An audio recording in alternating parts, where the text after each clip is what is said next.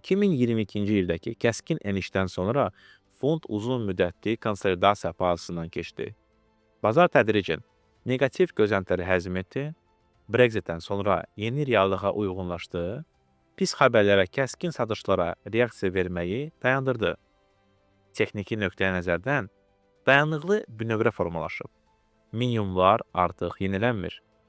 Qiymət əsas hərəkətli ortalamalardan yuxarı hərəkət edir. Bu, satıcıların təzyiqini zəiflədiyini göstərir. Fond nadir hallarda valyuta bazarının lideri olur. Lakin o tez-tez artıq formalaşmış hərəkəti təsdiqləyir. Əgər avro bəyən möhkəmlənməyə başlayırsa və fond da onları izləyirsə, bu ayrı-ayrı valyutaların lokal hərəkətlərin deyil, dolların sistemi zəiflədiyini fərzini gücləndirir.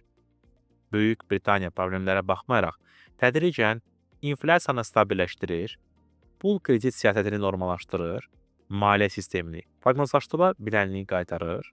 Bu, uzun müddət fonda təzyiq göstərən risk mükafatını azaldır.